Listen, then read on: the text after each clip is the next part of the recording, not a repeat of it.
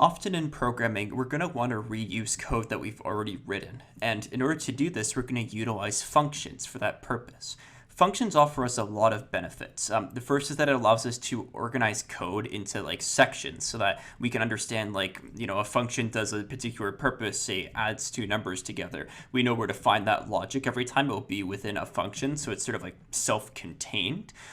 It will also allow us to repeat code in multiple different locations without having to rewrite the code. And the primary advantage of this is that if that code ever needs to change, we only ever have to change it in one spot, which is inside of the function, rather than changing it in multiple locations, which is very prone to error. So I'm going to demonstrate a few examples to show you how functions work, to give you a general idea of this sort of concept. So for the first one, we'll do something relatively simple. Let's say that we want to ask a user for two numbers, and we want to add those two numbers together. And we might want to do this sort of multiple times throughout our program. So for instance, we could say num1 equals, let's say, we'll say that they're integer values, just to keep things simple. We'll say enter the first number. And then we'll say num2 equals int input enter the second number, right?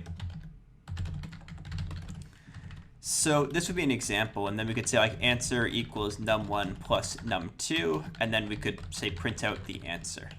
So this would be a very simple program, right? The person inputs two numbers, the answer will add the two numbers together, and then we print out the answer.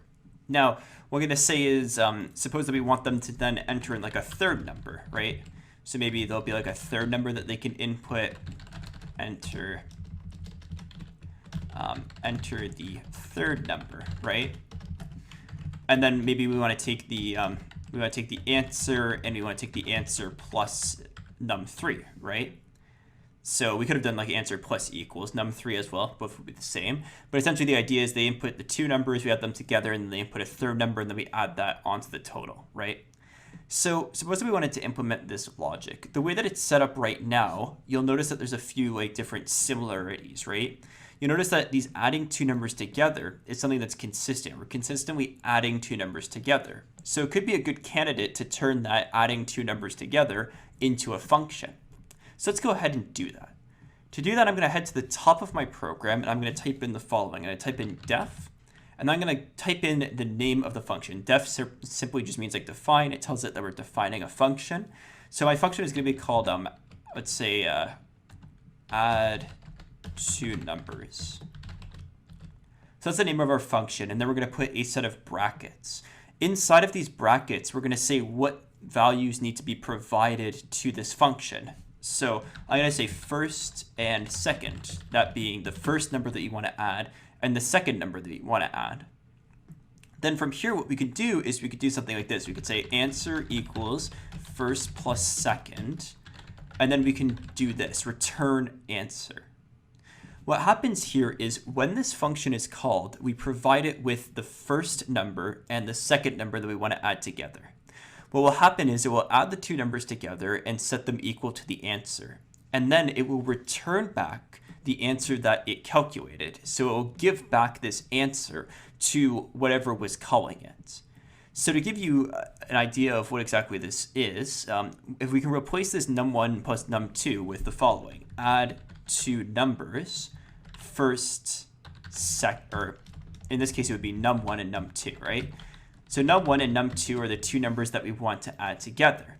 What will happen is the user inputs number 1, and they input number 2 as well. We then call this function, giving it the two numbers that were inputted. When we call that function, it comes up here, and it goes ahead and calculates answer, which is equal to the first thing that was provided, which is num1, plus the second thing that was provided, which is num2, and then it returns the answer. So it returns first plus second. What that means is that when we come back here, this value returns back the answer, which was first plus second. So this answer is equal to what this function returns, which in this case is the first plus the second. So you can see that this allows us to add the two numbers together. And then from here, rather than doing answer plus num3, we can simply do add two numbers, answer num3, right? And again, it will call this function, providing it with the answer and num3, right? It will add those two together. Then it returns back answer, which means that this answer here is set equal to the sum of the two numbers. So this is the equivalent logic. Now, the reason why this is nice is because suppose we then change our mind and say, well, maybe I want to like add these two numbers and then add 2. So like do it plus 2, right? In the old way that we had this set up, we would have to add 2 here, and we would have to add 2 here as well. So we'd have to remember to change the code in 2 locations instead of just the 1. Thanks to functions, we can just change it in the single location and then not have to worry about changing it anywhere else. So it makes our programming more convenient, and it makes it less error prone because we're able to just change it in one location. Also, it's a little bit more organized. If there was a lot more logic involved here, essentially every single time that we call this function, we would be able to cut down on lines of code. If the function is like 30 lines of code, that saves us 30 lines of code every single time we wanted to use what that function was providing to us. So that's sort of the value of functions. So this is the general idea of it. Now, I want to provide you with a few more examples of functions so that you can sort of get a bit more of an understanding. The first thing that I want to talk about here is that we don't always have to return something from a function. So let's change up the scenario a little bit. Let's suppose that we wanted to like add two numbers together like before. So we'll say num1 equals the int of input of enter a number, right? And then we could say num2 equals int of input of enter a number as well. So we have our two numbers that are inputted. And then let's suppose that we wanted to create a function that would just print out the numbers that were provided to us, right? So we just want to print out the two numbers that were provided. If I want to do this, I would create a function. So I would say def, let's call it print numbers. And in this case, we would have to provide it with the first number. I'll just call them first and second, just to keep things consistent with how we were doing it before, right? And then I just want to print out the values of the first and second. So I want to do something like print first and print second. I'll just do them in two separate print statements. We could also do them in like combined print statements, but then we'd have to, convert them into strings. It's a little bit easier just to print them on separate lines here. So we'll just leave it like that for now. And as you can see, this function doesn't return anything. So if we were to call, if we call print numbers with num1 and num2, right? When I run this, you'll see what happens is it will ask me for a number and then another number, and you see it just prints the two numbers out.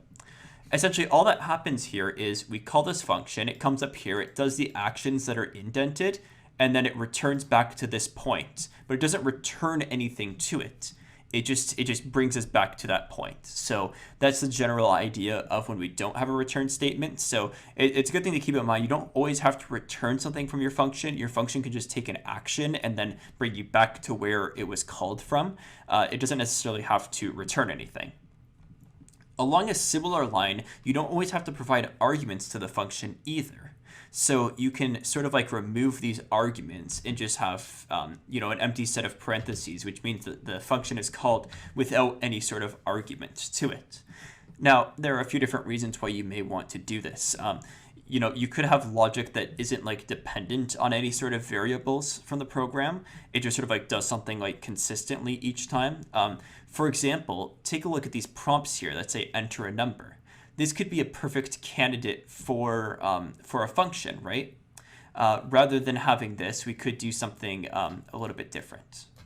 Let me demonstrate this. So suppose that we wanted to, print out two numbers. We could create a function called generate prompt, okay? And what this will do is it will return, please enter a number. So you can see that this one doesn't take in any arguments. It just simply returns back that text that's provided. Now, if we want to generate the numbers, we can say num1 equals int input generate prompt. What will happen here is we call the generate prompt function, which returns back please enter a number. So this becomes int input, please enter a number. So the nice part about this is that now we don't have to worry about like consistently, writing out the prompt every single time. It takes a lot longer to write out the prompt than it does to write out the function name. In addition, if I wanted to change this to, say something different, like please enter a string, for instance, I only have to change it in one place rather than changing it in two places, right? So again, the general idea of functions is that they help us avoid that code reuse problem where if we want to reuse code, we're going to have to change it in multiple places if we aren't using functions. So this could be another good example of doing this. So just to show you this, when I do this, you see it says please enter a string. So it's sort of like the exact same idea, right? In this case, of course, entering a string doesn't work because I'm converting it to int, but you get the general idea. So, you can change it to please enter a number, and it will allow you to prompt a number in that case, right? So this is the idea of that. If you provide it with arguments, of course, you could do something like generate a prompt, 1 to be the first one, and then say like enter the first number, and then second for the second one for enter a second number, right? You could do something like that. These are often used for things like writing to log files where you're always opening the same file and then writing to it. You're just changing the message. All those sort of repetitive code reuse sort of situations is where functions really shine. So this should give you the general idea of functions, and you should understand the different types of functions now and the different things that you're able to do with them.